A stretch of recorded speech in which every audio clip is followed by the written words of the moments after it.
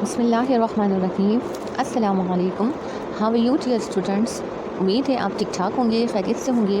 آئیے آج ہم اپنا سبق شروع کرتے ہیں دعا کی اہمیت و فضیلت، یعنی کہ دعا کی کیا اہمیت ہے اور دعا کی کیا فضیلت ہے۔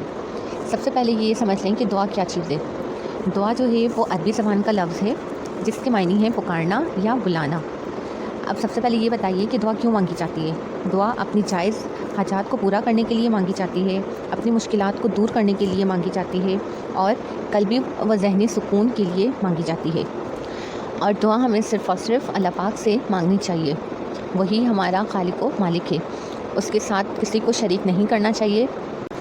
اب میں آپ کو بتاتی ہوں دعا کی فضیلت۔ دعا کی فضیلت کیا ہے؟ دعا کی فضیلت یہ ہے کہ دعا انسان کو حوصلہ دیتی ہے، مایوسی سے بچاتی ہے، دعا اللہ تعالیٰ سے تعلق جوڑے رکھتی ہے۔ دعا کی سب سے بڑی فضیلت یہ ہے کہ اللہ پر بندے کا اعتماد اور زیادہ مضبوط ہو جاتا ہے۔ ٹھیک ہے، اب ہمارے پاس بک میں بھی لکھا ہوا ہے کہ دعا جو ہے وہ عربی زبان کا لفظ ہے۔ دعا چونکہ انسان دل یا زبان سے اللہ تعالیٰ کو بلاتا ہے، اس لیے اس کو دعا کہا جاتا ہے۔ اسلامی تعلیمات کے مطابق دعا ایک خاص عبادت کا عمل ہے۔ دیکھیں، جب ہم نماز پڑھتے ہیں تو ہم لازمی دعا کرتے ہیں، ٹھیک ہے۔ جب ہم پر کوئی مشکل آ جاتی ہے، کوئی پریشانی آ جاتی ہے، تو ہم کیا کرتے ہیں؟ اللہ پاک سے اس مشکل کو ختم کرنے کے لیے دعا پڑھتے ہیں، دعا مانگتے ہیں۔ قرآن پاک میں بھی ارشاد ہے، ادعونی استجب لکم، تم مجھ سے دعا کرو، میں تمہاری دعا قبول کروں گا۔ یعنی کہ اللہ تعالیٰ خود فرماتا ہے کہ قرآن پاک میں اللہ تعالیٰ نے خود فرمایا ہے، تم مجھ سے دعا مانگو، میں دعا کو قبول کروں گا۔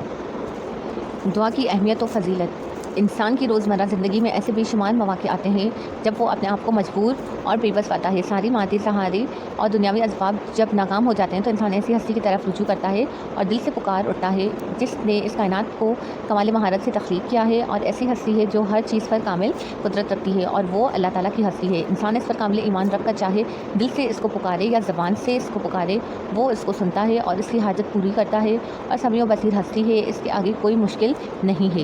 یعنی کہ دیکھیں، اس میں بھی یہی بتایا گیا ہے کہ جب انسان پر کوئی مشکل آتی ہے تو وہ کون سی ہستی کی طرف رجوع کرتا ہے؟ اللہ پاک کی طرف، اللہ سے دعا مانگتا ہے۔ وہ چاہے دل سے پکارے یا زبان سے پکارے، اللہ پاک ہر تمنا، ہر حاجت کو پوری کرتا ہے۔ اور اگر کوئی مشکل آ جائے تو اللہ تعالیٰ سے اگر ہم دعا مانگیں گے تو وہ مشکل ہمارے لیے مشکل نہیں رہے گی۔ اللہ تعالیٰ کا ارشاد ہے، اور جب تم سے میرے بندے میرے بارے میں دریافت کریں تو میں تمہارے پاس ہوں، جب کوئی پکارنے والا مجھے پکارتا ہے تو میں اس کی دعا قبول کرتا ہوں۔ تو ان کو چاہیے کہ میرے حکموں کو مانیں اور مجھ پر ایمان لائیں تاکہ نیک راستہ پائیں۔ دیکھیں، قرآن پاک میں بھی ارشاد ہے کہ جب کوئی بھی مشکل ہو تو بندے کس سے رجوع کریں؟ اللہ پاک سے رجوع کریں، اس پر ایمان تو ہم رکھتے ہی ہیں، ٹھیک ہے، اور اس راستے پر چلیں جس راستے پر اللہ نے ہمیں چلنے کا حکم دیا ہے۔ دعا کی اہمیت کے بارے میں رسول اللہ صلی اللہ علیہ وسلم کا ارشاد ہے، دعا عبادت کا نچوڑ ہے۔ یعنی کہ قرآن پاک میں تو موجود ہی ہے کہ جب بھی کوئی مشکل آئے، کوئی پریشانی آئے تو ہمیں کیا کرنا چاہیے؟ اللہ پاک سے رجوع کرنا چاہیے۔ لیکن حضور صلی اللہ علیہ وسلم کا بھی ارشاد ہے کہ دعا عبادت کا نچوڑ ہے۔ یعنی کہ ہم نماز پڑھتے ہیں، دوسری عبادات بھی کرتے ہیں، لیکن وہ عبادات نامکمل ہوتی ہیں دعا کی، اگر ہم دعا نہیں مانگیں گے تو وہ عبادات ہماری نامکمل رہیں گی۔ انبیاء کرام بھی ہر حالت میں اللہ تعالیٰ کو پکارتے تھے، انہوں نے دیگر انسانوں کو بھی یہی ہدایت فرمائی، جب بھی کوئی مسلمان مکمل ایمان اور یقین کے ساتھ اللہ تعالیٰ سے دعا کرتا ہے تو وہ دعا قبول ہوتی ہے۔ یعنی کہ جب انبیاء کرام دنیا میں آئے تو انہوں نے بھی ہر حالت میں اللہ تعالیٰ کو پکارا، اور انسانوں کو بھی یہی ہدایت دی کہ وہ اللہ تعالیٰ سے رجوع کریں، اللہ تعالیٰ سے دعا کریں۔ حدیث کا ایک اور مفہوم ادھر لکھا ہوا ہے، وہ بتا دوں میں آپ کو، دنیا میں ہی قبول ہو جائے گی۔ یعنی کہ دعا کی قبولیت کی 3 صورتیں ہیں، دعا دنیا میں ہی قبول ہو جائے گی، یا آخرت میں اس کا بدلہ دیا جائے گا، بندے سے کوئی مصیبت دور کی جائے گی۔ یعنی کہ اس کا یہ مطلب ہے کہ کبھی کبھی یہ ہوتا ہے کہ بندہ اللہ پاک سے بہت ساری دعائیں کرتا ہے لیکن اللہ پاک اس دعا کو نہیں سنتے، ٹھیک ہے، اور کبھی کبھی یہ ہوتا ہے کہ وہ دعا فوراً سے ہماری قبول ہو جاتی ہے اور وہ کام ہمارا ہو جاتا ہے۔ ایک بات تو یہ ہو گئی کہ ہم نے دعا کی اور وہ اسی وقت قبول ہو گئی، ٹھیک ہے۔ دوسری سچویشن کیا ہے کہ ہم نے دعا مانگی اور ہماری وہ دعا قبول نہیں ہوئی، تو اس کا بدلہ ہمیں آخرت میں دیا جائے گا، وہ ہمارے لیے جمع کر دی جاتی ہیں اور جس کا بدلہ ہمیں آخرت میں دیا جاتا ہے۔ یا تو پھر کیا ہوتا ہے کہ ہم سے کوئی نہ کوئی مشکل کسی بھی دعا کے ذریعے وہ ہم سے دور ہو جاتی ہے۔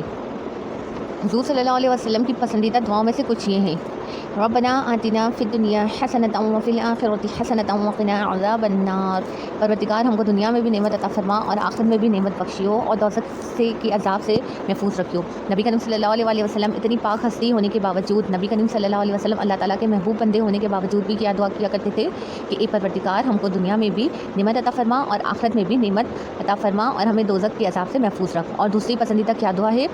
اے میرے رب، میرے پروردگار مجھے اور زیادہ علم دے، یعنی کہ اے پروردگار میرے علم میں اضافہ فرما۔ امید ہے آپ کو اتنا سبق سمجھ میں آ گیا ہوگا. انشاءاللہ اگلی ویڈیو میں ہم اسی چیپٹر کو کنٹینیو رکھیں گے. اپنا خیال رکھیے گا. ملتے ہیں نیکسٹ کلاس میں. تب تک کے لیے اللہ حافظ.